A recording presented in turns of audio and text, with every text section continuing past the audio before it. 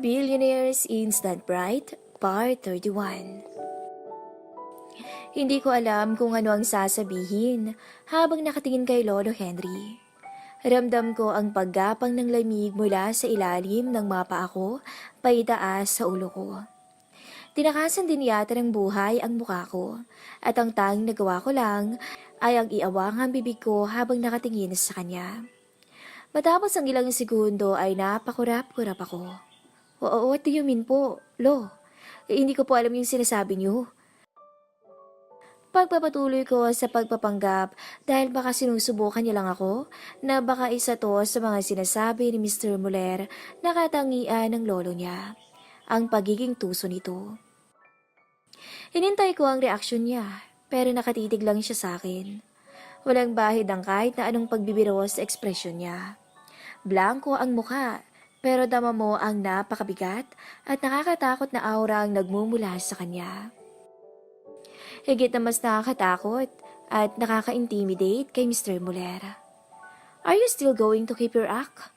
Malamig niyang tanong bago ko tinitigang muli. Doon na umurong ang lahat ng patak ng tapang ko sa katawan. Mahigpit kong hinawakan ng isa kong kamay nang magsimula itong manginig at magpawis. Sobrang lakas ng kabog ng dibdib ko. Nawari mo'y sasabog to.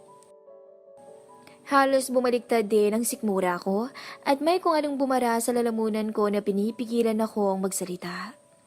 Hindi ko po kayo maintindihan.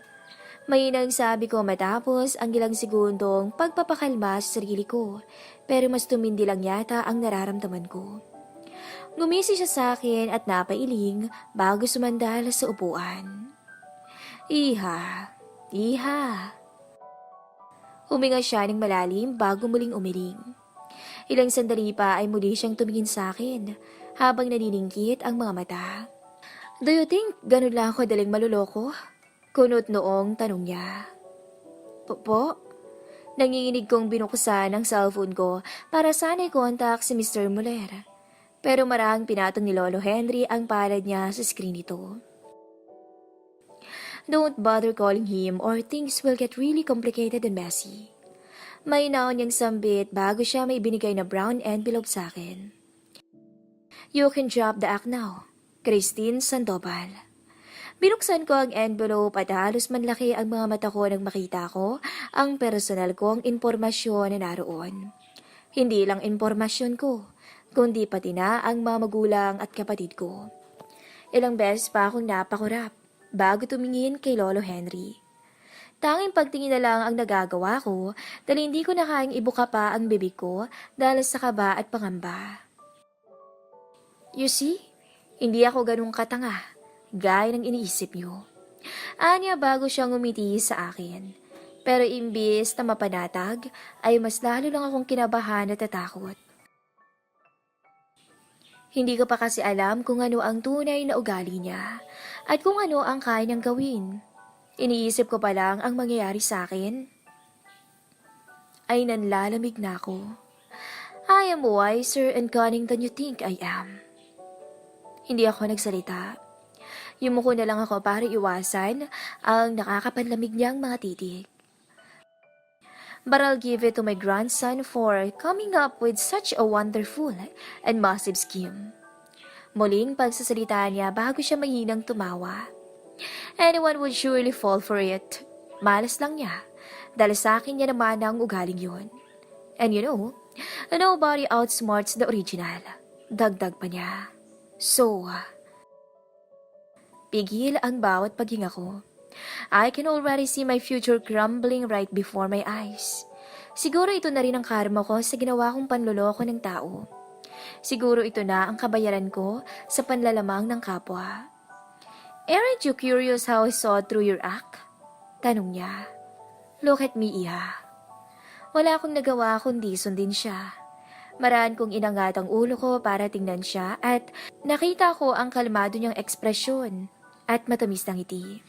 Pero hindi pa rin noon na bago ang kaba at takot na nararamdaman ko. Paano po? Lumawak ang ngiti niya sa sinabi ko. Aside from me and my apo think alike in so many ways, masyado rin kayong halata. I've known my apo for the longest time. Kilala ko ang ugali niya. I know how he hates to be tied with a woman. Kaya gano'n na lang pagtatako ng sabihin niya na ikakasal na siya. And I didn't even catch the news that he got a girl already. Paliwanag niya bago umiling. And that made me think that it might probably because of the condition I gave to him. To see him settle down with his own family before he gets his inheritance. Tanging marahang pagtangulang ang nagawa ko. Bago ko muling ibinaba ang tingin dahil wala na rin namang rason para dispensahan ko ang sarili ko. Wala na. Bistado na kami. Sigurado kong hihilain ako ni Mr. Muller sa kung saang impyerno man siya lalagapak. Bago pa man ako umuwi, ay may duda na ako. But still, I chose to believe him. I chose to think that he probably might have found the girl he'll settle down with. Pagpapatuloy niya sa kwento. But after seeing you and getting to know you a little, I saw how precious of a woman you are. Too precious for him. I can't even see you putting up with his demeanor. You were too good for him. And that's what convinced me to do my own investigation. Tanging isang pilitang ngiti lang ang naging tugon ko bago ako nag-angat ng tingin para tingnan siya sa kanyang mga mata. Hindi ko po alam kung may karapatan akong sabihin to sa inyo pero... Sorry po. Sorry dahil nakisali ako sa panluloko sa inyo. Sambit ko habang mahigpit na nakahawak sa laylay ng damit ko. Hindi ko pwedeng hayaang mahila ako sa putikan ng hindi man lang pinapaliwanag ang sarili ko. Gusto ko kahit sa pagkakataong to ay magawa kong dispensahan ng sarili ko. Pero wala po akong choice. Tinakot po ako ng apo niyo na gagawin ng impyerno ang buhay ko kapag hindi ako pumayag. Hindi po kasi sana ako ang babaeng magpapanggap na asawa niya. Iba po, nagkamali lang po sila ng sinundong babae.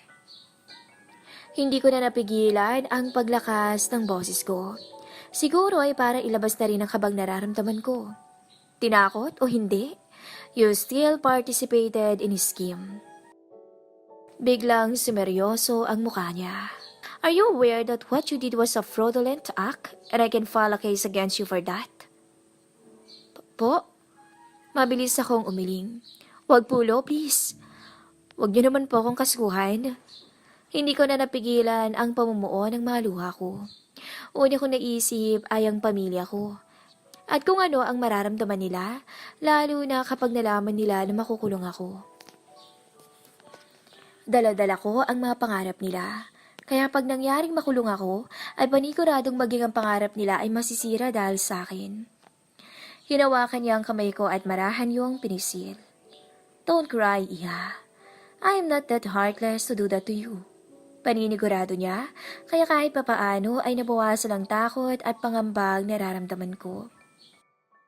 After having your background check, I was able to see and understand why you took such a gamble. Dagdag niya kaya napatingin ako sa mga mata niya. But in exchange for that, I want you to do something for me. Ngumiti siya sa akin bago binitawan ang kamay ko. Ano po yun? Promise ko po gagawin ko yun basta kaya ko lang. Mabilis ko ang tugon. Kahit ano pa yan, basta hindi lang ako makulong. Basta hindi lang masira ang pangarap ko para sa pamilya ko. I want you to continue the act with my apo. Nakangiti niyang sabi. Continue to be his wife. Agarang kumunot ang noo ko sa sinabi niya. Agad akong binaha ng mga katanungan sa isipan ko. Po? It is what it is. Anya at matamis na ngumiti. Ipagpapatuloy mo ang pagpapanggap niyo. But you'll have to report to me everything he does. Ikaw ang magsisilbing mata ko para malaman ko kung ano ang ginagawa niya. Dagdag pa niya. And ano po? Napalunok ako ng laway dahil hindi ko na napigilan ang muling kabahan, lalo na sa tono ng pananalita niya. Tingin ko'y may papagawa siya sa aking mahihirapan ako. Seduce him. Seduce may apo, Iha. Make him fall in love with you. Po? Nanlaki ang mga mata ko sa sinabi niya. Kumunot din ang noo ko dahil hindi ko maintindihan kung bakit niya nasabi yun. Sa dami ng pwede niyang kondisyon para i-redeem ko ang sarili ko, ay bakit yun pa? You heard it right. Seduce him and make him love you. Do it, and I'll forget every bad thing you've done to me. Nakangiti niyang ulit. Make a choice. Nakagat ko na lang ang labi ko dahil sa labis-labis na frustration na nararamdaman ko. Tingin ko'y naubos ang lahat ng lakas na mayroon ako sa katawan dahil sa napaka-stressful na kumprontasyong yon. Akala ko'y tuluyan ng masisira ang kinabukasan ko, na maging kahihiyan na ako sa buong angkan ko. Pero mas na-stress pa yata ako sa kondisyong ibinigay sa akin ni Lolo Henry. Doon pa lang ay masasabi ko na talagang maglolo sila ni Mr. Molera.